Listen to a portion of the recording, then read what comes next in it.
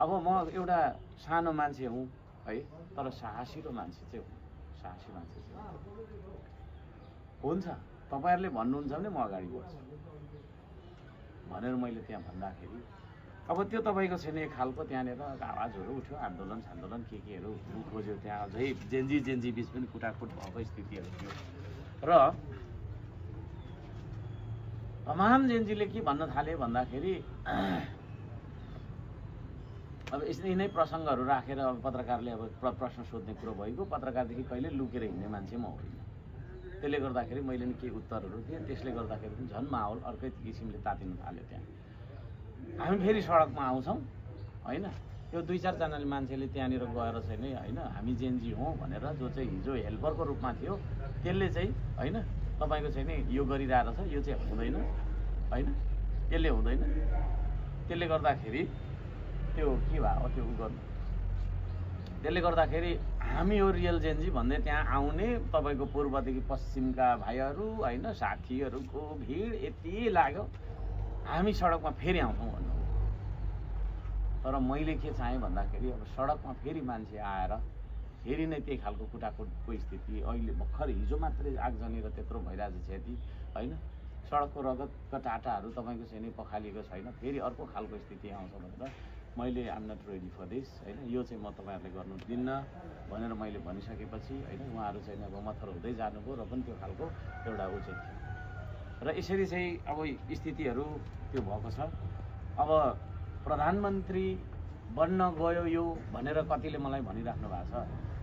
3 करोड नेपालीमा हर्क साम्पाङ मात्रै हो यस्तो खालको चाहिँ विषम परिस्थितिलाई म ह्यान्डल गर्छु भनेर आँट गरेर जाने मान्छे।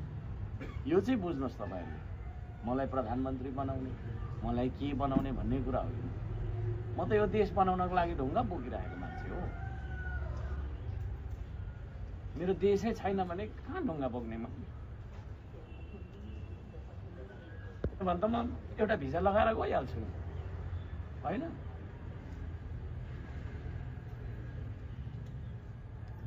धेरै मानिसहरूले मलाई पद लोलु भनेर होइन आरोप पनि लगाउनु,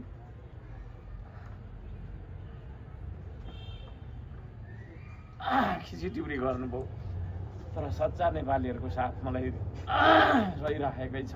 त्यहाँ सरकार कसरी गठन भयो भन्ने बारेमा पनि मैले अलिकति भन्नुपर्छ। त्यहाँ चाहिँ नेम लिस्ट अलरेडी रहेछ होइन, को प्रधानमन्त्री बन्नुपर्ने को के बन्नुपर्ने भन्ने नेम लिस्ट अलरेडी रहेछ। त्यहाँ को भइराखेको छ भनिसकेपछि यहाँ ठुलो खेल छ। यो जति हामीले सोसल मिडियाको लागि भन्ने मात्रै बुझ्यौँ नि होइन, मेरो पनि बुझाइ त्यही थियो सुरुमा त, तर त्यति मात्रै होइन। यो चाहिँ वर्षौँ वर्ष पहिलादेखिको डिजाइन होइन, जस्तो मलाई लागेको छ हामी सबैलाई त्यस्तै लागेको छ। र अब प्रधानमन्त्री कसलाई बनाउने कसलाई के बनाउने भन्ने कुरा सबै कुरा चाहिँ रेडिमेड जस्तो मलाई लाग्यो।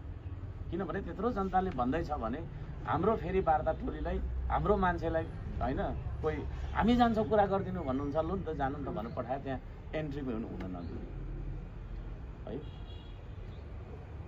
र त्यो सैनिक मुख्यालयभित्र उहाँहरूको झगडा पनि भयो अरे भन्ने पनि मैले सुनेको छु।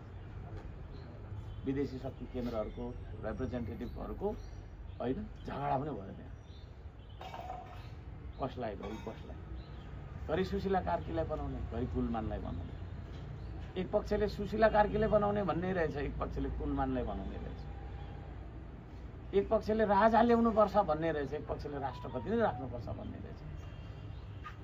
त्यो शक्ति केन्द्रको त्यहाँ भिडन्त अनि यो देश मात्रै बोकेर हिँडेको अर्को सम्भाव होइन। म त कोही कसैको गोटी होइन, हुँदिनँ, जिन्दगीमा बन्दिनँ। र तमाम नेपालीले म भन्न चाहन्छु बिकाउ नबन्नुहोस्। बिकाउ बनेकै कारणले हाम्रो देशको सरकार हाम्रो इच्छा अनुसार बन्दैन यहाँ होइन, रिमोटबाट चल्नु परेको स्थिति छ। हाम्रो अर्थतन्त्र, हाम्रो सांस्कृतिक उन्नयन होइन, हाम्रा चाहिँ नि धार्मिक कुराहरू भए, हाम्रा चाहिँ नि विभिन्न कुराहरू, यी सबै कुरा चाहिँ हामी आफैले चलाउन सकिरहेको छैनौँ। यो चिज छ, बडो दुःखको कुरा छ होइन, सुखको कुरा छैन यहाँ। र यो स्थितिमा चाहिँ नि अब देश गइरहेको छ र यो आन्दोलनको म्यान्डेट के थियो भन्ने बारेमा मैले यहाँहरूलाई अलिकति भन्न चाहन्छु। मैले बुझेको चाहिँ यो आन्दोलनको म्यान्डेट भनेको चाहिँ सबैजनाको मुखमा होइन सुनेको कुरा चाहिँ, त्यो तमाम जेनजीको मुखमा सुनेको कुरा चाहिँ प्रत्यक्ष रूपमा होइन कार्यकारी प्रमुख छान्ने, प्रत्यक्ष रूपमा यो देशको होइन प्रत्यक्ष कार्यकारी राष्ट्रपति छान्ने भन्ने चाहिँ एजेन्डा हो उहाँहरू। तर यहाँ अहिले के हुँदैछ भन्दाखेरि एक थान चुनाव गराउने होइन, एक थान चुनाव मात्रै गराउनका लागि फेरि तपाईँको त्यही प्रतिनिधि सभामा फेरि तपाईँको चाहिँ सांसदहरू पठाउने, अनि कुनै पार्टीको पनि बहुमत आउँदैन, अनि तैँले यो चला तैँले यो चला तैँले यो चला भनेर सल्लाह गर्ने, अनि सल्लाह गरेर फेरि तपाईँको चाहिँ पुरानै किसिमको होइन दलालीपूर्ण र भ्रष्ट तपाईँको चाहिँ सिस्टमलाई कायम गर्ने भन्ने किसिमले गर्छ। अब यहाँ उहाँहरूले के कुरा गर्दै हुनुहुन्छ भन्दाखेरि कुन कानुनमा टेकेर गर्ने भन्दै हुनुहुन्छ। कुन कानुनमा टेकेर चाहिँ त्यत्रो जनतालाई मारेको त? कुन कानुनमा टेकेर सिकन्दरबारसम्म जलाएको त?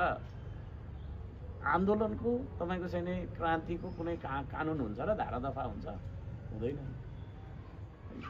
यस्ता कुराहरू राखेको कारण, यस्ता कुराहरू राख्दै आएको कारणले, कुनै प्रभु शक्तिलाई यसले ढोक्दैन भन्ने कुराहरू राखेको कारणले होइन, सिमानाको कुरादेखि लिएर एमसिसीको कुराहरूदेखि लिएर यी कुराहरूमा चाहिँ फरक मत राख्दै आएको कारणले होइन, विभिन्न दूतावास धाउनुपर्ने स्थिति रहेछ त्यहाँ नधाएको कारणले अर्को साम्पाङलाई क्याबिनेटमा राख्नु हुँदैन, सकिँदैन भन्ने निर्णय उहाँहरूले गर्नुभएको छ, मैले बुझेको थिएँ